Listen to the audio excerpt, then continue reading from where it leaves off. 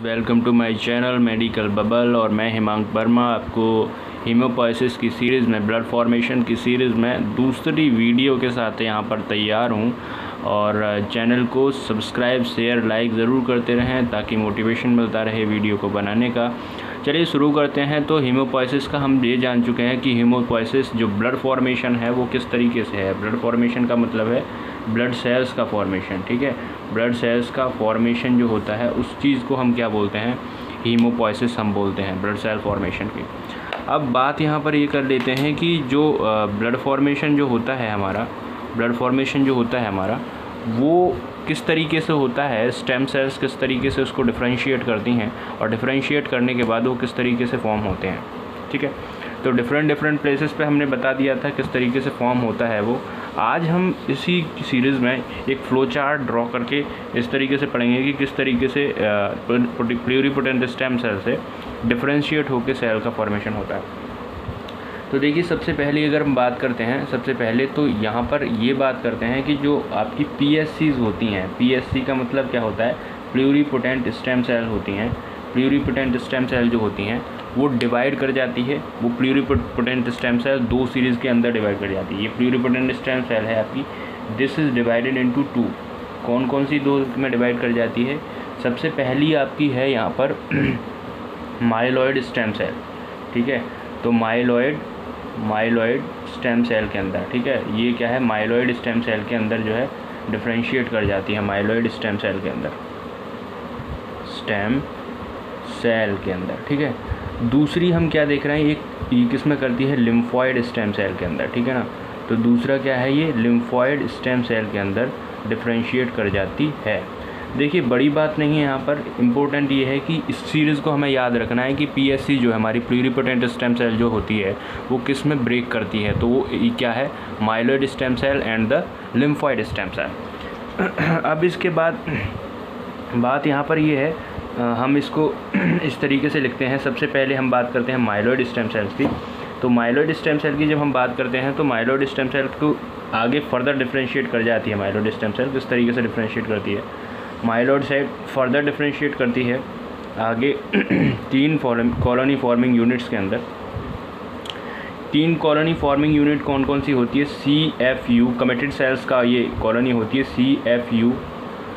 CFU GM के अंदर, ठीक है। CFUE erythrocytic colony. CFU का मतलब क्या होता है, कॉलोनी फॉर्मिंग यूनिट।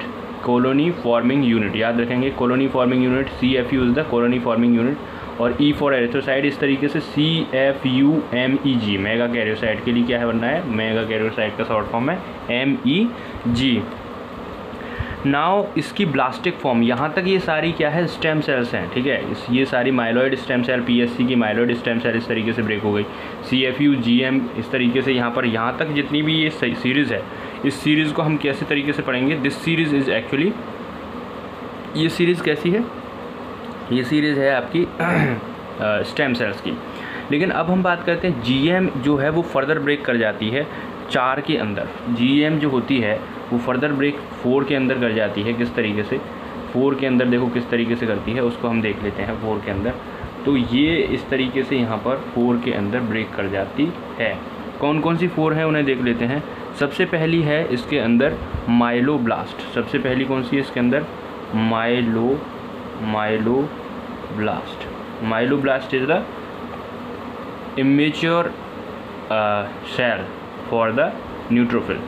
अब इसके बाद माइलोब्लास्टिक सेल के बाद यूसिनोब्लास्ट,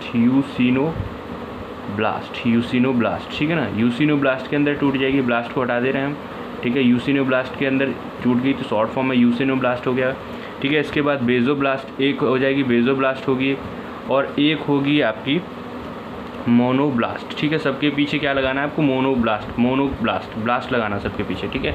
तो इस तरीके से देखो किस तरीके से कि सबसे पहले हमने देखा कि जो माइलॉइड सेल है, माइलॉइड स्टेम सेल है, वो किसमें 4 में ब्रेक हो गई, CFU GM, CFUE और किसमें CFUMEG। इसके बाद हमने देखा कि जो आपकी CFU GM है, this is further breaked into 4 myeloblast, eosinoblast और बेसोब्लास्ट एंड मोनोब्लास्ट। फिर इसके बाद क्या होता है उस चीज़ को देख लेते हैं कि फर्दर ये आगे कम्प्लीटली क्या है डेवलप्ड सेल में कन्वर्ट हो जाती है।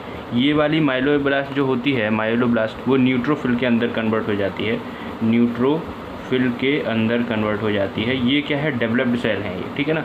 ये न्यूट्रोफिल और ये सारी कैसी हैं डेवलप्ड सेल हैं, ठीक है ना। तो myeloblast convert into the neutrophil. Now eosinophil जो है कन्वर्ट हो जाती है, इसिनोब्लास्ट सॉरी कन्वर्ट हो जाती है इसिनोफिल के अंदर, ठीक है, इसिनोफिल के अंदर। इसके बाद बेसोफिल, बेसोफिल के अंदर कन्वर्ट हो जाएगी बेसोब्लास्ट, तो यहाँ पर बेसोफिल, ठीक है।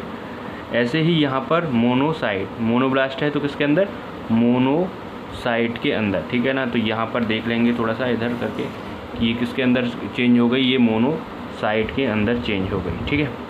तो हमने क्या देखा है, एक माइलोब्लास्ट जो थी सबसे पहले माइलोब्लास्ट जो थी सेल, माइलोब्लास्ट स्टेम सेल जो थी वो किसके अंदर कन्वर्ट हो गई, माइलोब्लास्ट स्टेम सेल किसके अंदर देखो कन्वर्ट हो गई। पूरा चार्ट एक बार देख लेते हैं।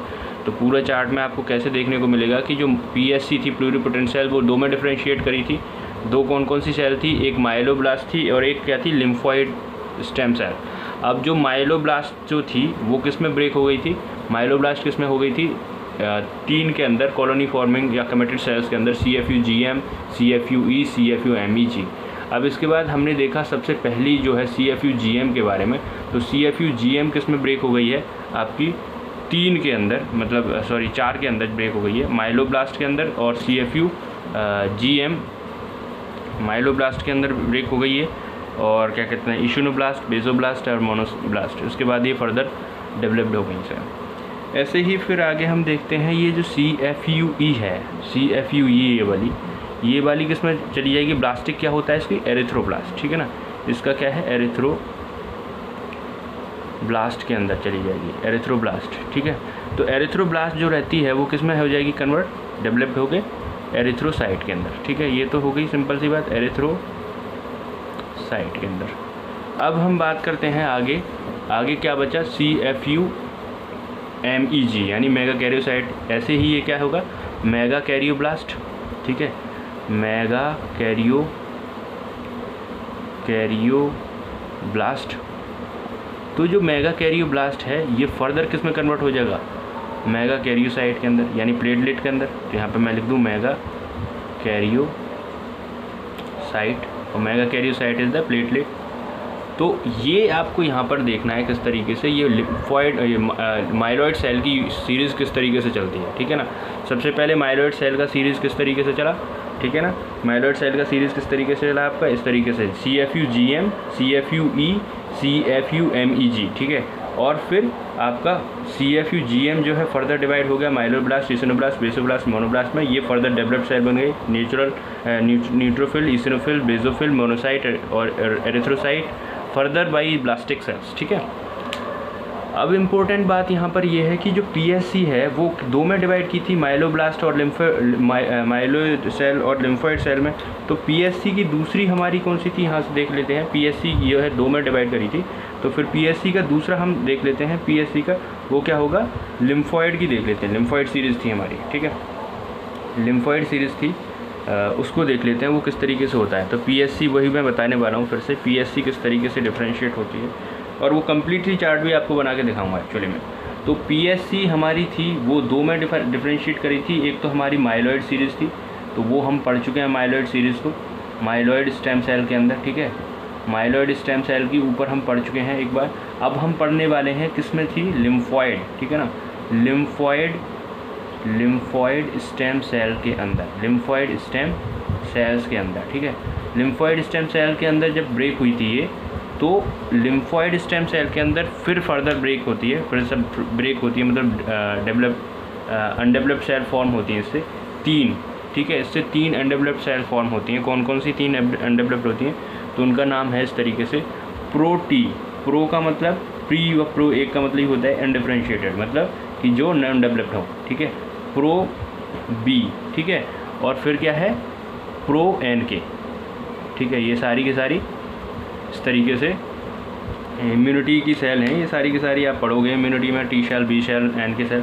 तो ये इस तरीके से फर्दर डेवलप होकर कैसे बनती है, फर्दर प्रोटी किस में हो जाएगी, T सेल के अंदर, ठीक है, T सेल के अंदर। ऐसी ही प्रो बी क्या है हो जाएगी, प्रो बी किस तरीके से हो जाएगी, B सेल के अंदर, ठीक है। प्रो बी किसके अंदर हो जाएगी, प्रो बी B सेल के अंदर। ऐसे ही प्रो एन के किसके हो जाएगी, natural killer cell, natural killer cell, ठीक है।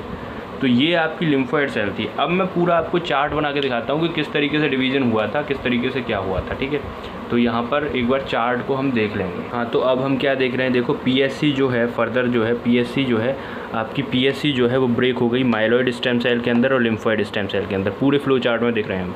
अब माइलॉइड जो स्टेम सेल होती है वो 3 में ब्रेक कर गई, CFU GM, CFU ई के अंदर, CFU मेगा कैरोसाइट MEG, ठीक है।